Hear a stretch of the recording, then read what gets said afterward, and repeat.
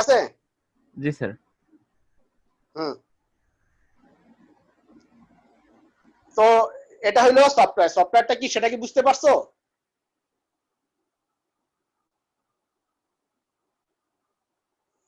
তো এটার ডেফিনিশন, এটাকে বলা যায় ডেফিনিশন। দুইটা ডেফিনিশন আছে। একটা প্রথম ডেফিনিশন আসলে মূল ডেফিনিশন, তারপরটা জাস্ট শর্ট করে নিয়ে আসা হয়েছে যে software is not just a computer program, যেটা আমি বললাম, but also all associated documentation and configuration. Configuration file কিন্তু থাকে, মানে প্রত্যেকটা সফটওয়্যার যখন দেখবা তখন কিন্তু কনফিগারেশন ফাইলগুলো থাকে, তো সেগুলো থাকতে হবে একটা সফটওয়্যার হওয়ার জন্য, which is needed to make these programs operate correctly. তো এই দুই ধরনের সফটওয়্যার আছে, জেনেরিক প্রোডাক্ট আর হলো বিস্পোক অথবা কাস্টমাইজ প্রোডাক্ট। জেনেরিকটা হলো ইন জেনারেল যেই সফটওয়্যারটা প্রথম দিকে তুমি তৈরি করবা সেগুলো হলো জেনেরিক প্রোডাক্ট, আর হলো কাস্টমাইজ হলো তোমার একটা প্রোডাক্ট আছে সেটার ভিতরে কাস্টমাইজেশন করবা আর কি, তোমার ইচ্ছা মতো অথবা ইউজার তার ইচ্ছা মতো রিকোয়ারমেন্টস দিবে, তুমি সেই অনুযায়ী করে দিবা। এই জায়গায় সফটওয়্যার অ্যাপ্লিকেশনটা দেখো, অনেক ধরনের অ্যাপ্লিকেশন আছে। সিস্টেম সফটওয়্যার, এটা সম্পর্কে হোপফুলি ধারণা আছে। আমাদের অপারেটিং সিস্টেম যখন করতে যাবা তখন সিস্টেমের জন্য অনেকগুলো সফটওয়্যার রান করে, সেগুলো হলো system software. Real time software, real time software হলো যেই সফটওয়্যারগুলো মূলত ফ্র্যাকশন অফ সেকেন্ডে রান করতে হয়, ফ্র্যাকশন অফ সেকেন্ডে ডাটা আপডেট দিতে হয়, সেগুলো হলো রিয়েল টাইম সফটওয়্যার। এগুলা মূলত হয় হলো তুমি এয়ার ট্রাফিক সিস্টেম হয়তো সম্পর্কে যদি তোমাদের ধারণা থাকে তাহলে হয়তো সেটা জানতে পারবা যে এয়ার ট্রাফিক সিস্টেমে প্রতি ন্যানো সেকেন্ড মিলি সেকেন্ডে ডাটা আপডেট করতে হয়, কারণ মিলিয়ন মিলিয়ন তোমার হিউজ হিউজ এয়ার ট্রাফিক হয় আর কি, কারণ প্রতিটা একদম সারা ওয়ার্ল্ডে যত এয়ার আছে সেটার জন্য একটা সেন্ট্রালাইজ এয়ার ট্রাফিক সিস্টেম আছে, তো সেই জায়গায় তোমার ডাটা আপডেট হইতে হয় যে অ্যালটিটিউড কত, অ্যালটিটিউডে আছে কত, হাইটে আছে, টেম্পারেচার কত ইয়াতে আছে, এগুলো সবকিছু ডাটা করতে হয়, যেটা তোমার এয়ার ট্রাফিক যে পাইলট আছে পাইলটের সাথে সেন্ট্রালি যে এয়ার ট্রাফিক সিস্টেমটা থাকে সেটার সাথে একটা কানেকশন থাকে আর কি। তো সেই জন্য ডাটা যদি তোমার ঠিকঠাক মতো আপডেট না হয় তখন সংঘর্ষ অথবা অ্যাক্সিডেন্ট হওয়ার সম্ভাবনা থাকে। এই জন্য এয়ার ট্রাফিক সিস্টেমটা হলো রিয়েল টাইম সফটওয়্যারের একটা পারফেক্ট উদাহরণ। তারপরে বিজনেস সফটওয়্যার, বিজনেস সফটওয়্যারের ক্ষেত্রে অ্যাজ ইউজুয়াল আমরা বিজনেসের ক্ষেত্রে যে সফটওয়্যারগুলো ইউজ করি সেগুলোই মূলত বিজনেস সফটওয়্যার। ইঞ্জিনিয়ারিং সফটওয়্যারের ক্ষেত্রে আমরা জানো ম্যাথল্যাব আছে, বিভিন্ন ধরনের সফটওয়্যারগুলো ইউজ করি, সেগুলো ইঞ্জিনিয়ারিং এর সফটওয়্যার। এমবেডেড সফটওয়্যার আছে, এমবেডেড সফটওয়্যার হলো তোমার মাদারবোর্ডের জন্য অথবা আমরা হার্ডওয়্যারের জন্য দেখবো যে অনেক ধরনের সফটওয়্যার আছে যেগুলা কোনো চেঞ্জ করতে হয় না, চেঞ্জ করলে বিশেষ উপায়ে সেগুলা তোমার আপডেট করতে হয় অথবা মেনটেন্স করতে হয় আর কি। তো সেগুলো হলো embedded software. Personal computer software আছে, সেগুলো পার্সোনাল কম্পিউটার সফটওয়্যার, আমাদের গানের সফটওয়্যার আছে, হ্যাঁ, ভিডিও সফটওয়্যার, এগুলো personal computer software. Web base software, web base যে সফটওয়্যারগুলো আছে সেগুলা। আর আর্টিফিশিয়াল ইন্টেলিজেন্স সফটওয়্যার, সেগুলো তো জানোই আমরা এখন নতুন ট্রেন্ড হলো আর্টিফিশিয়াল ইন্টেলিজেন্স, সেই সফটওয়্যারগুলো এখন আছে আমাদের ফেসবুকে। তো অ্যাজ ইউজুয়াল আমরা সবসময় আর্টিফিশিয়াল ইন্টেলিজেন্স সফটওয়্যারগুলোর মাধ্যমে ধরো তুমি একটা বইয়ের চুজ করলা, তুমি হয়তো ক্লিক করলা, তো অটোমেটিকলি তোমার বইয়ের জিনিসগুলো আসতে থাকবে সমানে তোমার টাইম লাইনে, সেগুলো হলো artificial intelligence software. Real time সফটওয়্যারটা কি? রিয়েল টাইম সফটওয়্যার হলো যেটা বললাম, হলো রিয়েল টাইম সফটওয়্যার হলো তোমার একবার ফ্র্যাকশন অফ সেকেন্ডে সেই সফটওয়্যার ডাটা আপডেট করে দিতে হবে তোমাকে, সেটা হলো রিয়েল টাইম সফটওয়্যার। রিয়েল টাইমে ডাটা আপডেট করবে আর কি, যেটা হলো ফ্র্যাকশন অফ সেকেন্ড। বুঝতে পারছো? আচ্ছা স্যার, ঠিক আছে। এই জন্যই তোমাদেরকে এয়ার ট্রাফিক সম্পর্কে কি তোমাদের ধারণা আছে? খুব ভালোভাবে নাই স্যার। হ্যাঁ, এয়ার ট্রাফিক সিস্টেমে তোমার এই যে প্রতি ফ্র্যাকশন অফ সেকেন্ডে ডাটাগুলো, কারণ তোমার আমাদের সারা ওয়ার্ল্ডে যত ইয়ার চলে সবগুলো ইয়ার সম্পর্কে একটা সেন্ট্রালাইজ সিস্টেমে ডাটাগুলো থাকতে হয়। এখন ওই যে প্রচুর ইয়ার তো চলে, ধরো এক একটা ইয়ার হয়তো বা 7 কিলোমিটার উপর দিয়ে চলে, 8 কিলোমিটার উপর দিয়ে চলে, 9 কিলোমিটার, 10 কিলোমিটার, এরকম উপর দিয়ে চলে এয়ার গুলা। এখন অ্যালটিটিউডটা যদি রং হয় দেখা যাবে যে একই অ্যালটিটিউডে দুইটা এয়ার এসে পড়ছে, দুইটা এয়ার এসে পড়লে সেই জায়গায় অ্যাক্সিডেন্ট হওয়ার সমূহ সম্ভাবনা থাকে। এই জন্য এয়ার ট্রাফিক সিস্টেমকে বলা হয় একেবারে খুবই একটা পারফেক্ট একটা তোমার রিয়েল টাইম সফটওয়্যার।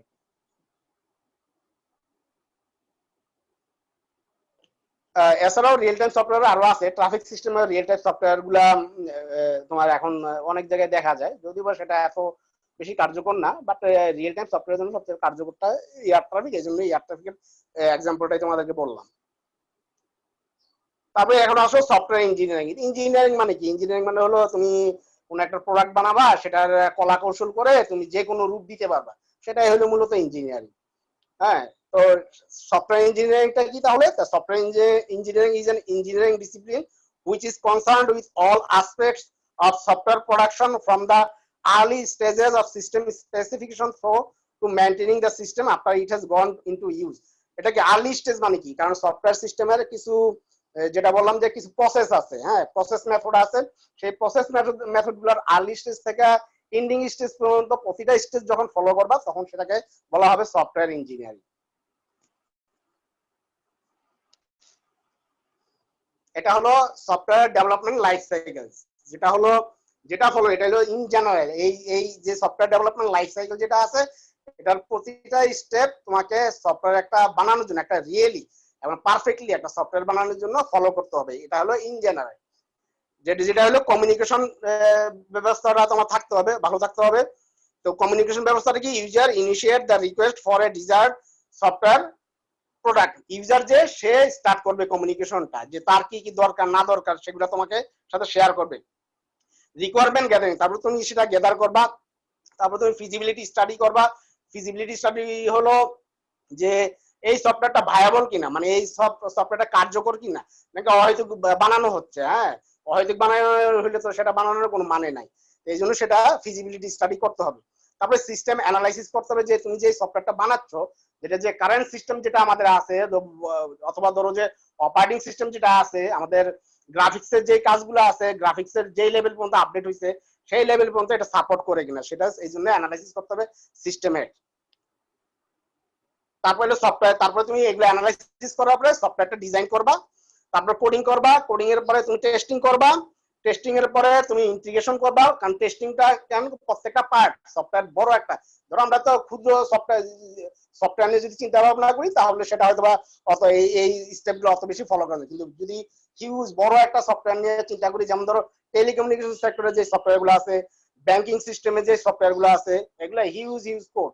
হ্যাঁ, সেগুলা নিয়ে যদি আমরা চিন্তা করি তাহলে দেখবা যে এই জায়গায় শুধু একজন না, 10 জন 15 জন মিলে এই সফটওয়্যারটা ডেভেলপ করে। তো একটা পার্ট এক একজন করে। তো যখন প্রত্যেকটা পার্ট হয়ে যাবে, প্রত্যেকটা পার্টই তোমার টেস্টিং করা হয়, টেস্টিং করার পর যদি টেস্টিং এ পাস করে তাহলে তখন ইন্টিগ্রেশনে যায়। আর ইন্টিগ্রেশন যাওয়ার পরে তারপর সেটা ইমপ্লিমেন্ট করা হয়, তারপরে অপারেশনের মেইনটেনেন্স কিভাবে করবে সেগুলো বলা হয়। তারপরে যদি এই সফটওয়্যারটা অবসলিউট হয়ে যায় অথবা সফটওয়্যারটা দরকার না লাগে তখন ডিসপোজিশনে চলে যায়। আর ডিসপোজিশন মানে হলো আর্কাইভে রেখে দেওয়া। এখন আসলে আসল যে ইয়াটা যেটা বললাম যে সফটওয়্যার প্রসেস গুলা, যে সফটওয়্যার ইঞ্জিনিয়ারিং এর ক্ষেত্রে আমি যেটা বললাম যে আর্লি স্টেজ থেকে এন্ডিং স্টেজ পর্যন্ত তোমাকে ফলো করতে হবে। সেটাই কিছু প্রসেস আছে, সেগুলো হলো মূলত এখানে বলা হয়েছে সফটওয়্যার প্রসেস। এখানে জেনারিক অ্যাক্টিভিটিস যেগুলা, যেটা সফটওয়্যার লাইফ সাইকেল যেটা বললাম, সেটাতে আমি ইলাবোরেটলি বললাম যে কি কি কাজ করতে হবে। সেই সফটওয়্যার প্রসেসে সেটাকে আরো শর্ট করে নিয়ে আসছে যে এই কয়েকটা কাজ একদম করতেই হবে আর কি তোমাদের একটা সফটওয়্যার বানানোর জন্য। জেনারিক অ্যাক্টিভিটিস গুলো কি হলো? জেনারিক অ্যাক্টিভিটিস গুলো হলো software specification, software design and implementation, software validation আর সফটওয়্যার ইভ্যালুয়েশন।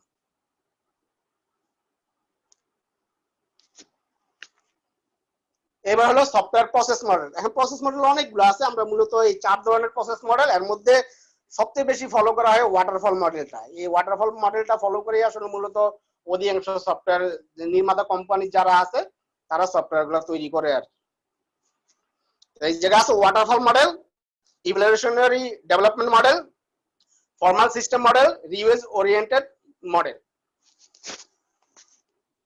তো ওয়াটারফল মডেলটা দেখো, ওয়াটারফল মডেলের যে এটা রিকোয়ারমেন্ট ডেফিনিশন।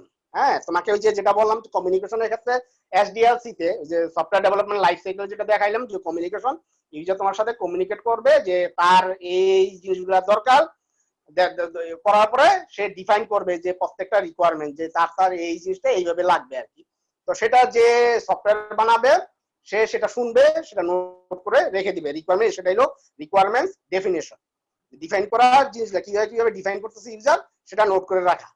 তারপর সিস্টেম এন্ড সফটওয়্যার ডিজাইন, তুমি সিস্টেম ডিজাইন করবা যে এই সিস্টেমটা ভায়াবল কিনা, যেটা ফিজিবিলিটি স্টাডি কথা বললাম সেটা। তারপরে তুমি সফটওয়্যারটা ডিজাইন করবা।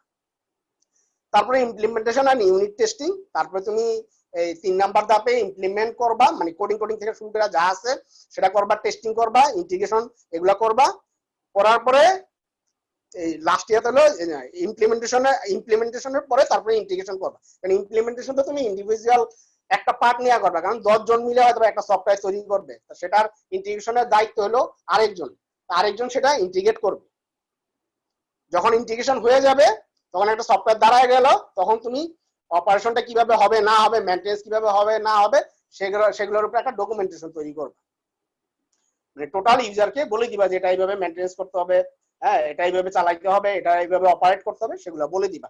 এই ওয়াটারফল মডেলের এই যে 5টা ধাপ আছে, এই 5টা ধাপ তোমাকে ফলো করেই মূলত সফটওয়্যারগুলো তৈরি করতে হবে। আমরা হয়তোবা অনেকে সফটওয়্যার তৈরি করি, হয়তোবা এই জিনিসগুলোতে যাই না কখনো, মানে নিজের মতো করে তৈরি করে ফেলি। তো নিজের মতো করে তুমি সফটওয়্যার ইঞ্জিনিয়ারিং, মানে সফটওয়্যার যারা এই লাইনে যারা আছে তারা সাধারণত এরকম নিজের মতো করে তৈরি করে ফেলতে পারবে না আর কি। এটা করার পরে সেটা ফলো করে তোমাকে তৈরি করতে হবে। কারণ তুমি যখন একটা সফটওয়্যার কোনো একটা জায়গায় দিবা, তোমাকে ফার্স্টেই জিজ্ঞেস করবে যে আপনি কোন প্রসেস মডেল অ্যাপ্লাই করে আপনি এই সফটওয়্যারটা তৈরি করছেন। হ্যাঁ, তখন কিন্তু তোমাকে জানতে হবে, বলতে হবে।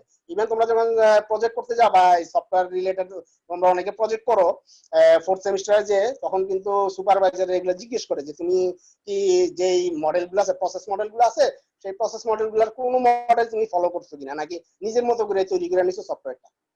তখন যদি বলে যে নিজের মতো করে, তখন কিন্তু সেটা খুব ভালো কোনো অ্যান্সার হয় না আর কি, তখন সেটা অ্যাকসেপ্টেবল হয় না অত বেশি। এটা ওয়াটারফল মডেলের অ্যাডভান্টেজ আর ডিসঅ্যাডভান্টেজেস গুলো এখানে আছে, তো সেগুলো দেখে নিবা, সেগুলো আর আমি বললাম না। অ্যাডভান্টেজেস এন্ড ডিসঅ্যাডভান্টেজেস গুলো তোমরা এখান থেকে পড়ে নিবা। তারপরে ইভ্যালুয়েশনারি ডেভেলপমেন্ট মডেল।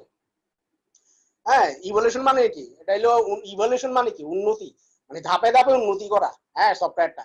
তো ওটা বললাম ওয়াটারফল মডেল হলো জেনেরিক মানে হলো একটা নতুন একটা সফটওয়্যার তুমি তৈরি করবা, সেটা ইন জেনারেলি কিভাবে করবে, একটা নতুন সফটওয়্যার কিভাবে ডেভেলপ করবা সেটা। হ্যাঁ, আর এটা হলো ইভ্যালুয়েশনারি ডেভেলপমেন্ট, এটা হলো আরেকটা প্রসেস। সেটা হলো তুমি একটা সফটওয়্যার তৈরি করবা, সেটা প্রোটোটাইপ তৈরি করে করবা। হ্যাঁ, একটা হলো স্পেসিফিকেশন, এগুলো তো ঠিক থাকবে, ডেভেলপমেন্ট স্টেজটা থাকবে, ভ্যালিডেশনও থাকবে, কিন্তু কথা হলো তুমি ফার্স্টে একটা ভার্সন তৈরি করবা, ভার্সনটা তৈরি করে তুমি ইউজারকে দেখাবা যে আমি এই ভার্সনটা তৈরি করছি, আপনি দেখেন, মানে বলতে পারো একটা প্রোটোটাইপ তৈরি করা। হ্যাঁ, সেই প্রোটোটাইপ তৈরি করে তুমি দেখাবা যে আমি এই কাজগুলো করছি, আপনার যে রিকোয়ারমেন্ট ছিল সেটা হয়েছে কিনা। সে যদি বলে যে না হয়েছে, তাহলে ঠিক আছে, আর যদি বলে যে না, তারপরে তুমি আবার করবা, হ্যাঁ আবার ডেভেলপ করে তার যতক্ষণ পর্যন্ত সে স্যাটিসফাইড না হয় ততক্ষণ পর্যন্ত তুমি ডেভেলপ করে তারপরে ফাইনাল ভার্সনটা দিবা। এটা হলো ইভ্যালুয়েশনারি ডেভেলপমেন্ট মডেল। এর মধ্যে এক্সপ্লোরেটরি ডেভেলপমেন্ট আছে একটা, দেখো, আরেকটা আছে হলো থ্রোয়ে প্রোটোটাইপিং। হ্যাঁ, এক্সপ্লোরেটরি ডেভেলপমেন্টটা কি? এক্সপ্লোরেটরি ডেভেলপমেন্ট হলো যেটা ইন জেনারেল তোমরা করো, মানে যারা সফটওয়্যার আমরা বানাই, যারা আমরা প্রসেস মডেলগুলো ফলো করি না, তারা সাধারণত এক্সপ্লোরেটরি ডেভেলপমেন্টে আসলে আমরা অ্যাপ্লাই করি, যদিও বা সেটা অ্যাপ্লাই করার কথা না। এক্সপ্লোরেটরি ডেভেলপমেন্টটা মূলত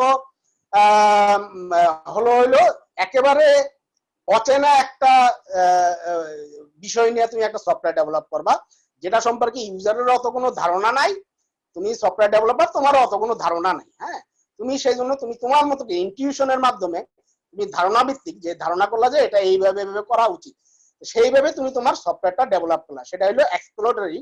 যদিও আমরা সবাই এখন যারা সফটওয়্যার ডেভেলপ করি তারা সবাই সবগুলো সফটওয়্যার নিজের মতো করে ধারণা করে ফেলে আর কি, বাট এটা কেবলমাত্র একেবারে যে অচেনা কোনো বিষয় নিয়ে সফটওয়্যার ডেভেলপ করলে সেই ক্ষেত্রে অ্যাপ্লাই করতে হয়। আরেকটা হলো থ্রোওয়ে প্রোটোটাইপিং। থ্রোওয়ে প্রোটোটাইপিং হলো যে তুমি প্রোটোটাইপ তৈরি করবা, যেটা বললাম যে তুমি ইউজারকে দেখাবা, দেখানোর পরে যদি সে পছন্দ না করে এটা থ্রোওয়ে করে দিবা আর কি। এইভাবে প্রোটোটাইপ তৈরি করতে করতে একটা ফাইনাল ভার্সনে যাবা।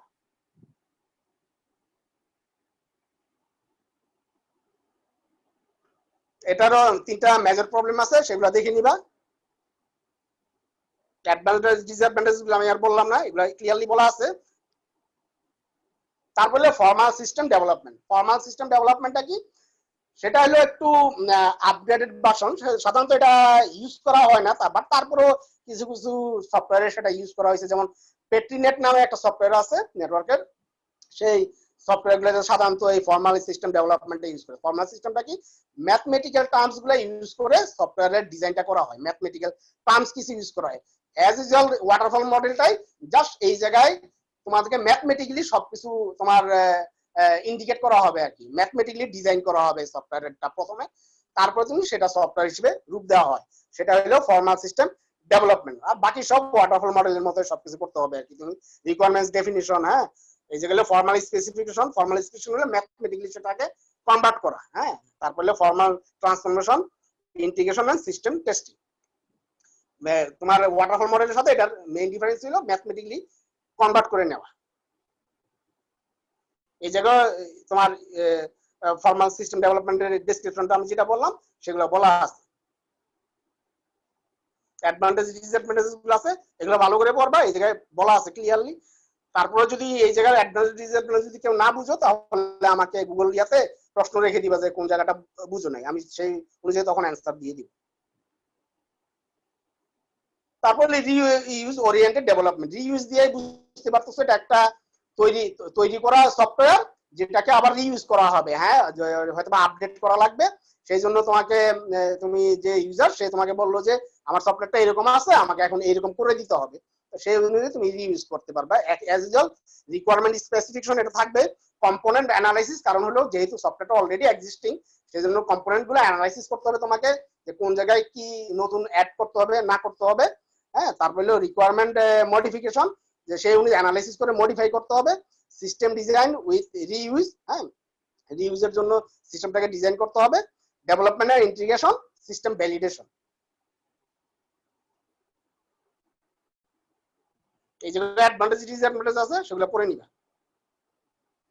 তারপর iterative process model, iterative process মডেলের ভিতরে আছে ইনক্রিমেন্টাল ডেভেলপমেন্ট, স্পাইরাল ডেভেলপমেন্ট, দুইটা প্রসেস। ইনক্রিমেন্টাল ডেভেলপমেন্টটা কি, ইনক্রিমেন্টাল ডেভেলপমেন্ট হলো ইনক্রিমেন্ট, অল্প অল্প করে তোমার আপডেট করা, অল্প অল্প করে কাজ করবা, অল্প, যেমন একটু যেটা বললাম থ্রোয়ে প্রোটোটাইপিং এর মতো অনেকটা, যে অল্প অল্প করে কাজ করে তুমি দেখাবা, দেখায় দেখায় আস্তে আস্তে করে আগাবা, সেটা হলো ইনক্রিমেন্টাল ডেভেলপমেন্ট। আর স্পাইরাল ডেভেলপমেন্ট হলো স্পাইরাল ওয়েতে অলরেডি আছে, সেটা দেখাচ্ছি তোমাদেরকে। যে ইনক্রিমেন্টালটা দেখো ক্ষুদ্র ক্ষুদ্র ভাগ করে করে নেওয়া হয়েছে, দেখো ফার্স্টে হলো অ্যানালাইসিস, ডিজাইন, কোড, টেস্ট, হ্যাঁ, প্রত্যেকবারই শেষ করার পরে আবার অ্যানালাইসিস, আবার অ্যানালাইসিস, যখন ফাইনাল ভার্সনটা হবে আর কোনো অ্যানালাইসিস নেই, তখন ডিজাইন করে কোড করে টেস্ট করে দিবা, তাহলেই হয়ে গেল সফটওয়্যার। অ্যাডভান্টেজ ডিসঅ্যাডভান্টেজ আছে সেগুলো পড়ে নিবা। আর হলো স্পাইরাল ডেভেলপমেন্ট, স্পাইরাল ডেভেলপমেন্টের ইয়া হলো তোমার প্রত্যেকটা স্পাইরালে, স্পাইরালের মতো যেতে থাকবে, প্রত্যেকটা স্পাইরালে নতুন কিছু অ্যাড হবে আর কি, হ্যাঁ। এই জায়গায় মেইন জিনিস স্পাইরাল ডেভেলপমেন্টের মেইন যে জিনিসটা সেটা হলো রিস্ক অ্যানালাইসিস, তুমি রিস্ক অ্যানালাইসিস করে করে তারপরে সফটওয়্যারটাকে ডেভেলপ করতে থাকবে, আর প্রত্যেকটা স্পাইরালে নতুন কিছু তৈরি হবে, হ্যাঁ। সেই জায়গায় যেমন প্রোটোটাইপ, যেমন ফার্স্ট স্পাইরালে দেখো প্রোটোটাইপ 1, হ্যাঁ, সেকেন্ড স্পাইরালে দেখো প্রোটোটাইপ 2, প্রোটোটাইপ 3, এরকম করে করে প্রোটোটাইপ তৈরি করতে করতে ফাইনাল প্রোটোটাইপটা যখন ডিজাইন হয়ে যাবে তখন অ্যাকচুয়াল সফটওয়্যারটা তুমি ডিজাইন করে নিবা আর কি। এই জায়গায় দেখা যায় প্রত্যেকটা স্পাইরালে কিছু কিছু কাজ অ্যাড হচ্ছে আর কি, হ্যাঁ, যেমন ফার্স্ট স্পাইরালে যা আছে, বাট রিস্ক অ্যানালাইসিসটা প্রত্যেকটা স্পাইরালেই তোমাকে করে যেতে হবে, মানে প্রত্যেকটা স্পাইরাল মানে হলো প্রত্যেকটা ধাপেই তোমাকে রিস্ক অ্যানালাইসিসটা করে যেতে হবে, রিস্ক অ্যানালাইসিস করে করে ফাইনালি তোমার একটা সফটওয়্যার ডেভেলপ করতে হবে আর এটা হলো স্পাইরাল ডেভেলপমেন্ট মডেল। এটা হলো স্পাইরাল ডেভেলপমেন্ট মডেলের যে অ্যাডভান্টেজ ডিসঅ্যাডভান্টেজ গুলো আছে সেগুলো পড়বা। অ্যাডভান্টেজ ডিসঅ্যাডভান্টেজ গুলো যদি কেউ না বুঝো আমাকে বললাম, আমি গুগল ক্লাসরুমে তোমরা প্রশ্নগুলো ছেড়ে রাখবা, আমি পরে সেই অনুযায়ী 2-3টা ক্লাস পরে সবগুলো কোশ্চেন নিয়ে আমি একটা অ্যান্সার গুলো লিখে আমি আপলোড করে দিব আর কি গুগল ক্লাসরুম। তো এই হলো আমাদের আজকের ক্লাস। স্যার বলো স্যার অ্যাটেন্ডেন্সের বিষয়টা স্যার অনেকেই তো স্যার অনেক সময় আছে স্যার টাইম মতো অ্যাটেন্ড হইতে পারবে না, কারণ ওই যে স্যার অনেক সময় ইলেকট্রিসিটিও প্রবলেম করে, মানে সেটা ধরো 2-1 দিন ধরো 1-2 জনের সমস্যা হইতে পারে, হ্যাঁ, তো সেই হিসেবে 1-2 দিন সেটা আমাকে পরে বললেই হবে যে স্যার আমার ইলেকট্রিসিটি প্রবলেম ছিল অথবা নেটওয়ার্কের সমস্যা ছিল। স্যার এটা 10:46 আর কি স্যার গুগল ক্লাসরুমে গিয়ে অ্যাটেন্ডেন্স নিছি আর কি। আচ্ছা ঠিক আছে দাও, আমি 2-1 মিনিটের জন্য এটা কোনো সমস্যা না, ঠিক আছে। অনেকে তো ইভেন ইভেন 5 মিনিটের জন্য সমস্যা না, ঠিক আছে? তুমি 10টা 30 থেকে 45 বলছি, 50 এর যদি কারো অ্যাটেন্ডেন্স আমি দেখি ওটা আমি অ্যালাউ করে নিব, কোনো সমস্যা নেই, ঠিক আছে? স্যার আর অ্যাটেন্ডেন্স যেটা বললো যে মার্ক কাউন্ট করা হয় তাইলে তো স্যার মানে অনেকেই স্যার সাফারার হবে ওইভাবে। হ্যাঁ কোনটা কোনটা? আগের মতো স্যার অ্যাটেন্ডেন্সের স্যার মার্ক যদি কাউন্ট হয়, যেমন আমরা স্যার আমাদের মিটিংটা দেখা যাচ্ছে যে প্রায় শেষ হয়ে যাচ্ছে স্যার, আমাদের কথাগুলো যদি স্যার শোনার জন্য আরেকবার মিটিংটা কল করা হইতো স্যার এখনই। আচ্ছা ঠিক আছে, ওটা আমি কল করতেছি। হ্যাঁ সেটা আচ্ছা, তাহলে আমরা পরে আবার শুনি আর কি। আচ্ছা ঠিক আছে হ্যাঁ স্যার। ক্লাসটা তোমাদের কথা তাহলে শুনবো এখন। হ্যাঁ আচ্ছা ঠিক আছে স্যার। আচ্ছা ওকে।